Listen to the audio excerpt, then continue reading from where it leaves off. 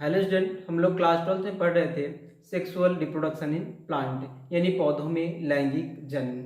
उसमें से हम लोगों ने पुष्प की संरचना को देख चुके थे। उसके बाद हमने देखा था माइक्रोस्पोरोजेंसिस यानी लघु बीजाणु जन्म। लघु बीजाणु जन्म मतलब क्या होता है भाई? नर युग्मकों का बनना। तो उसी के आगे हम अपने चैप्टर को कंटिन्यू बढ़ाते हैं और देखते हैं आज मेगास्पोरोजेंसिस यानी गुरु बीजाणु जन्म। तो स्टार्ट करते हैं। मेगास्पोरोजेंसिस या गुरु बीजाणु जनन जो प्रक्रिया होती है, यह एक ऐसी प्रक्रिया होती है जिसमें हम फीमेल गैमिट यानी जो हमारा मादा युग्मक होता है उसी को हम बनाते हैं। यहाँ पे जनरली मादा युग्मक को हम क्या नाम देते हैं भाई? गुरु बीजाणु नाम देते हैं। ठीक है ना, इतनी बातें क्लियर हो गई। अब हम अगर ये देखना चाहें कि हमारा जो मादा युग्मक बनता है वो कैसे बनता है, उसके लिए हमें ये जानना बहुत जरूरी होता है कि जो हमारा स्त्री के सर वाला पार्ट होता है पुष्प में, उसकी संरचना कैसी होती है। उसके हम अंदर तक चलेंगे और देखते हैं स्त्री के सर यानी जो हमारी गाइनोसियम होती है, इस गाइनोसियम की अगर हम बात करें तो गाइनोसियम संरचना कुछ आपको देखेंगे एक फ्लास्क शेप स्ट्रक्चर में आपको दिखती है। इस फ्लास्क शेप स्ट्रक्चर में आप देखेंगे जब, तो सबसे पहला पार्ट आपको जो ऊपर दिखता है वो क्या होता है भाई? स्टिग्मा का होता है। फिर उसके बाद देखेंगे स्टाइलिश पार्ट होते हैं, हम क्या कहते हैं? स्टाइल नाम दिया जाता है। उसके बाद आप देखते हैं जो नीचे एक बड़ा सा संरचना होती है उसे हम क्या देते नाम देते हैं भाई? ओवरी का नाम दिया जाता है। हर एक चीज जो भी अब इसके बीजाणु जन्म में होगी वो कहाँ होगी? ओवरी यानी अंडाशय के अंदर ही प्रक्रिया जो होती है वो चलेगी। इस अंडाशय में खाली स्थान जो आपको दिख रहा है इसका नाम होता है लोक्यूल। क्या नाम देते हैं भाई? लोक्यूल कहा जाता है। ठीक है। अब हम जनरली इस अंडाशय की बात करें तो इसके अंदर देखेंगे आप, यहाँ पे एक संरचना पाई जाती है जिसे हम क्या कहते हैं? प्लेसेंटा कहते हैं। इस प्लेसेंटा को विजांडासन कहते हैं। विजांडासन। विजांडासन मतलब होता है कि जहां से आपकी जो ओव्यूल होती है यानी बीजांड होता है वो लगा रहता है। ठीक है। और जिस पार्ट से लगता है ये मतलब एक डंठल संरचना से जुड़ा रहता है उस पार्ट को हम क्या कहते हैं? फ्यूनिकल कहते हैं। ठीक है, हिंदी से बीजांड वृत्त कहते हैं। अब जो कुछ भी होगा इसी ओव्यूल के अंदर मेगास्पोरोजेंसिस प्रक्रिया होगी। इसी का दूसरा नाम होता है जिसे हम कहते हैं मेगास्पोरेंजियम। क्या कहते हैं भाई? मेगास्पोरेंजियम। अब कुछ याद आया ना आपको कि जैसे वहां क्या बन रहा था मेल गैमीट वाले बनाने में माइक्रोस्पोरेंजियम, उसी प्रकार से यहाँ क्या बनेगा? मेगास्पोरेंजियम यानी ओव्यूल्स। ओव्यूल्स की अगर संरचना की बात करेंगे तो ओव्यूल की संरचना अगर हम देखें तो आपको कुछ इस प्रकार से आपको दिखेगा। ओव्यूल जो होता है वो जनरली यहां से पहले थोड़ी संरचना बनाते हुए कि ये मान लीजिए प्लेसेंटा हमारा पार्ट हो गया। ठीक है ना, प्लेसेंटा। आप स्ट्रक्चर समझते रहेंगे तभी आप बात क्लियर कर पाएंगे, अन्यथा वो समझ नहीं पाएंगे कि कब कहां से कन्वर्ट हो गया। और ये पॉइंट जो है जो हमने माइक्रोस्पोरोजेंसिस में पढ़ा है आपको वो, और मेगास्पोरोजेंसिस जो चल रही है और एक ओव्यूल की संरचना, ये काफी इंपॉर्टेंट होती है आपके बोर्ड एग्जाम को लेकर के। कई बार आपके यहाँ से क्वेश्चन होते हैं वो आ चुके हैं। प्लेसेंटा की अगर हम बात करें, इस प्लेसेंटा से देखें यहां से जो लगा होता है क्या होता है? हमने देखा फ्यूनिकल है। ठीक है ना। और इस ओव्यूल में देखेंगे तो ओव्यूल के चारों तरफ आप देखते हैं एक स्ट्रक्चर जो इसे घेरे रहती है, उसका नाम हमने क्या दिया था? इंटेगुमेंट। क्या नाम देते हैं भाई? इंटेगुमेंट। ठीक है ना, ये पार्ट हो गया। यानी इधर से भी घिरा होगा और इधर से भी जो होता है वो पार्ट हमारा घिरा होता है। स्ट्रक्चर देखते जाएंगे ओव्यूल का क्या है। ठीक है ना, ये पार्ट हो गया। दूसरी बात है, यहां जिस स्थान से जुड़ता है उस पार्ट को हम क्या कहते हैं? हाइलम कहते हैं। क्या नाम दिया था भाई? यानी ओव्यूल जिस स्थान से प्लेसेंटा के द्वारा जुड़ा होता है उस स्थान को हमने क्या नाम दिया था? हाइलम नाम दिया। ठीक। इसके बाद देखो, जहां से आप देखेंगे एक स्थान पे ये जो इंटेगुमेंट इसे भी घेर रही थी वो उसे नहीं घेरे होती, या हम कह सकते हैं एक प्रकार की ओपनिंग होती है, छिद्र होती है जहां से इंटेगुमेंट नहीं बना होता, उसे हम कहते हैं माइक्रोपाइल एंड। क्या नाम दिया था भाई? माइक्रोपाइल। माइक्रोपाइल क्या है? यह एक प्रकार की ओपनिंग होती, छिद्र होती है जहां इंटेगुमेंट नहीं पाई जाती। अब इसी माइक्रोपाइल एंड के जस्ट विपरीत देखेंगे जहां से होगा। अब जब आप टाइप ऑफ ओव्यूल देखेंगे तो वहां पे बात काफी इंपॉर्टेंट होगी कि माइक्रोपाइल क्या होता है और चलाजा क्या होती है। तो माइक्रोपाइल की जस्ट विपरीत दिशा में देखेंगे तो यहाँ पे एक संरचना होती है, कहते हैं चलाजा। क्या नाम देता है भाई? चला। जैसे इसी को कहते हैं निभाग भी कहा जाता है, हिंदी में क्या कहते हैं? निभाग कहते हैं। तो देखिए माइक्रोपाइल की विपरीत दिशा में आप इस बात पे कंफ्यूजन कभी नहीं करेंगे कि हाइलम के पास में चलाजा पाई जाती है। आपको सिर्फ ये बात ध्यान देनी है कि माइक्रोपाइल का जहां विपरीत दिशा होगी, जिस भी डायरेक्शन में, वहीं चलाजा पाई जाएगी। जैसे इसके टाइप को अगर देखेंगे आप तो यहाँ पे थोड़ी सी संरचना बनाकर समझ लेंगे कि अगर हम ये कहा जाए, मान लीजिए हमारा जो ओव्यूल्स है वो कुछ इस प्रकार से स्ट्रक्चर में बदल जाए कि यहाँ से इसके स्ट्रक्चर में ऐसा आ जाए, ऐसे कुछ या ऐसे बन जाए, तो आप क्या कहेंगे भाई? यहां से देख रहे हैं ना ओपनिंग है, तो आप इसे कहेंगे क्या? माइक्रोपाइल कहेंगे। ये तो कहवे ही करेंगे। यहां हाइलम होगा क्योंकि इस स्थान से जुड़ेगा आपका, और ये जो आप पार्ट देख रहे हैं यही क्या होगा आपका पार्ट? ये होगा आपका चलाजा। ठीक है ना? अब बात क्लियर होगी कि नहीं होगी? अभी हम टाइप्स ऑफ जब देखेंगे ओव्यूल्स को तो वहां पर हम क्लियर कर लेंगे कि क्या क्या पार्ट कैसे कैसे बढ़ते हैं। अभी के लिए यही समझना है आपको कि जो ओव्यूल होता है किस प्रकार से होता है। ठीक है ना? अब देखिए, अब इसके हम आगे चलते हैं और ये देखते हैं कि इसके अंदर देखेंगे जब आप तो यहाँ पे काफी अधिक मात्रा में, जैसे उसमें माइक्रोस्पोरोजेंसिस में सेल्स होती थी, उसी प्रकार से इसके अंदर भी सेल्स होती है वो भरी होती है। ठीक है ना? अब इन्हीं सेल्स में आप जब देखेंगे तो माइक्रोपाइल एंड की तरफ, जिधर उसका माइक्रोपाइल एंड होगा उसी साइड में एक ऐसी सेल होगी जिसका जो साइटोप्लाज्म होगा, साइटोप्लाज्म तो जानते हो ना, कोशिका द्रव्य। ये जो साइटोप्लाज्म होगा वो डेंस होगा, डेंस मतलब संघनित होगा, अधिक घना होगा, और यही जो डेंस वाला होगा यानी जो साइटोप्लाज्म होगा, इसी सेल को हम एक नाम देते हैं जिसको क्या कहते हैं भाई? Megaspore mother cell. क्या कहते हैं भाई? Megaspore mother cell. अब सब कुछ क्रियाकलाप इसी मेगा स्पोर मदर सेल का ही है, जो कुछ भी करेगी अब यही मेगा स्पोर मदर सेल करेगी। और करती क्या है उसको समझते हैं। जैसे अगर आप माइक्रोस्पोरोजेंसिस समझे हैं कि उसमें माइक्रोस्पोरेंजियम बनती थी ना, माइक्रोस्पोरेंजियम जो होती थी उसमें एक माइक्रोस्पोर मदर सेल बनती थी, और माइक्रोस्पोर मदर जो सेल होती थी उसी में मियोसिस होती थी तो माइक्रोस्पोर बनते थे। ये बातें अगली वीडियो में है। यही चीज यहाँ भी होगी। जो हमारे microspore megaspore mother cell हैं इसमें भी मियोसिस होगी। क्या होगी? मियोसिस यानी अर्धसूत्री विभाजन। जब अर्धसूत्री विभाजन होगा तो आप जानते हैं कि हम अगर कहें एमएमसी है, ये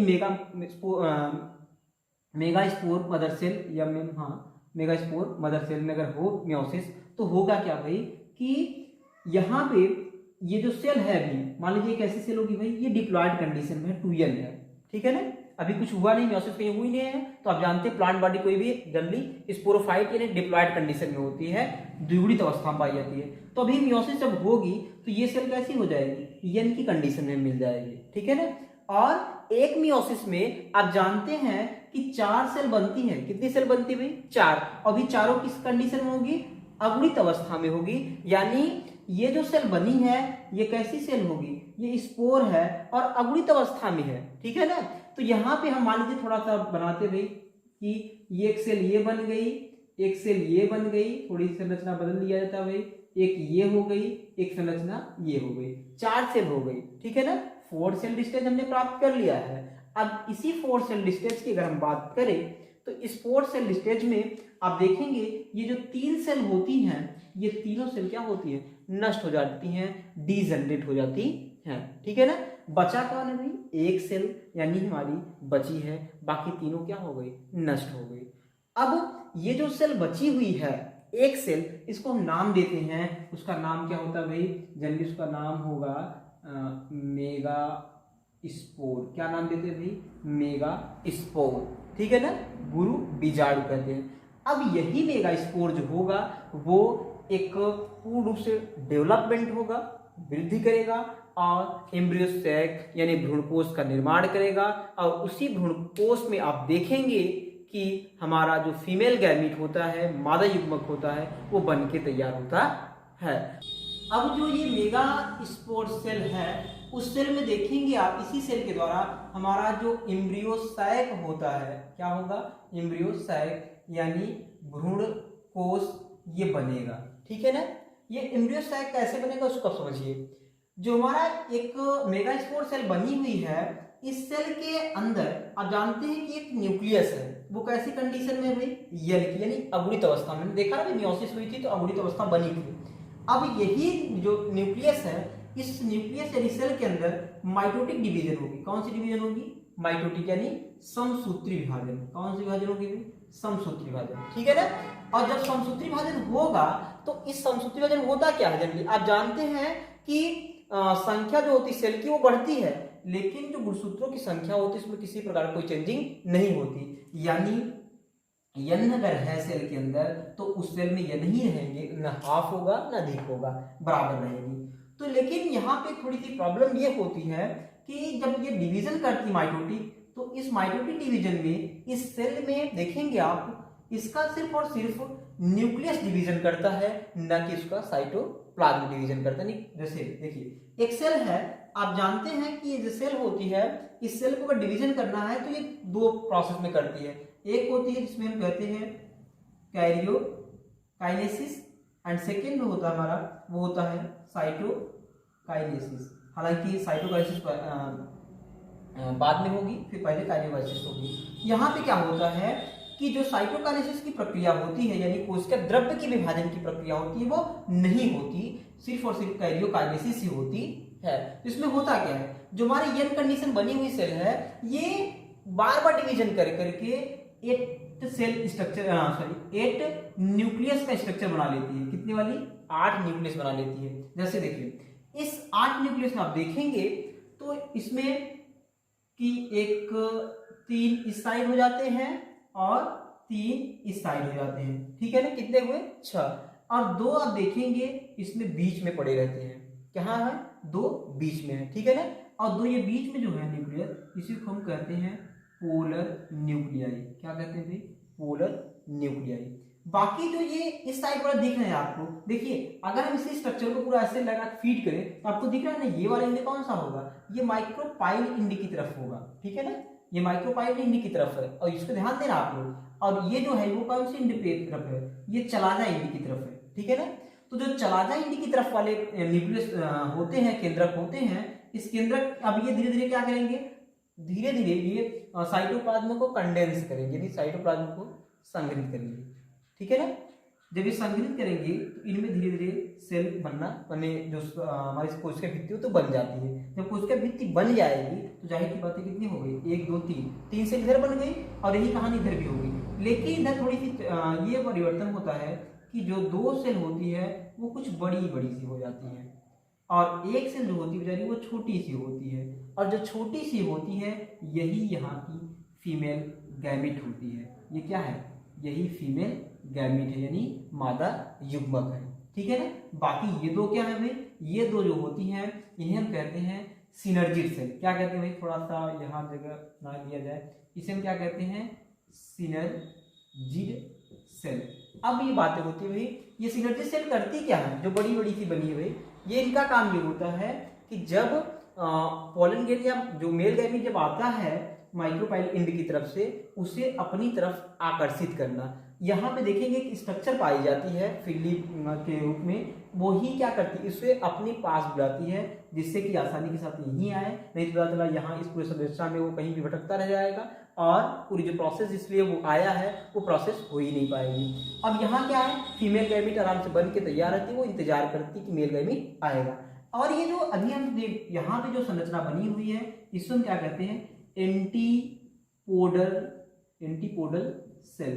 ये एंटीपोडल जो सेल होती है, प्रतिमुखी कोशिका से हम कहते हैं। प्रतिमुखी कोशिका जो होती है ये किसी काम की नहीं होती, ये बाद में डिजनरेट हो जाती है, यानी खराब हो जाती है। जो कुछ भी होता है इन्हीं सबका होगा। ठीक है ना। तो आपने अभी देखा कि हमारा जो फीमेल गैमीट था वो बन के तैयार हो गया। अब फीमेल गैमीट क्या करेगा, क्यों बना हुआ है, वो हम आगे देखेंगे कि वहां पे डबल फर्टिलाइजेशन होगा, किस प्रकार से होता है, हर एक चीजें जो होती है वो बनी है।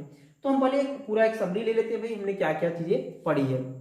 देखिए हमने सबसे पहला स्टार्ट यहाँ से किया कि हमारा जो फ्लावरिंग में देखा हमने कि स्त्री कैसे होता है, उसके पार्ट को हमने जाना है क्या क्या पार्ट होते हैं उसमें जनरली। उस पार्ट में हमने देखने के बाद हमने ये देखा, उस पार्ट में एक सबसे लास्ट में हमने देखा ओवरी होती है। उस ओवरी को जब हमने देखा, पूरा शुरू किया देखना, तो उसमें हमने देखा कि उसमें एक ओव्यूल मिला हमें। ओव्यूल में हमने जब देखा तो ओव्यूल के अंदर पूरी संरचना हमने देखा कि उसमें एक आवरण से ढका हुआ है, जिसे हम इंटेगुमेंट कह रहे हैं। जिस स्थान से जुड़ा है उसे हम हाइलम कह रहे हैं। इंटेगुमेंट के एक स्थान पर उसने अपने आप मतलब ओव्यूल को नहीं ढका होता, जिसे हम माइक्रोपाइल कहते हैं। और माइक्रोपाइल के जस्ट विपरीत दिशा को या विपरीत इंड को हम क्या कह रहे हैं, चलाजा कहते हैं। उसके बाद हमने देखा कि इस माइक्रोपाइल इंड की जिस तरह से है वो उसी साइड में देखते हैं कि एक सेल जो होती है वो काफी डेंस हो जाती है, संग्रहित होती है उसको साइटोप्लाज्म, उसे हम मेगास्पोर मदर सेल कहते हैं। ये मेगास्पोर मदर सेल में जब मियोसिस होती है तो 4 सेल बनती हैं। इस 4 सेल में जब बनती है तो सेल में 3 सेल जो होती है वो डिजनरेट हो जाती है, एक सेल ही जो होती है हमारी बचती है। उस एक सेल में पूरी पूरी जो होती है वो एम्ब्रियोसाइक बना लेती है। और इस एम्ब्रियोसाइक बनाने के बाद आप देख रहे हैं किस प्रकार से फीमेल गाइनिक जो हमारा तैयार होता था है। ठीक है ना, इतनी है। अगर आपको वीडियो पसंद आई हो तो लाइक करें, शेयर करो और चैनल को सब्सक्राइब जरूर कर लें। और हाँ, आप ये विशेष बात ध्यान देंगे कि आपको चैनल सब्सक्राइब अगर आप कर लेते हैं तो उससे आपको ये फायदा होगा कि आपको आपके एग्जाम आने से पहले आपका जितना भी बोर्ड का सिलेबस होगा वो सारी चीज़ें जो थी वो कवर करा दी जाएगी।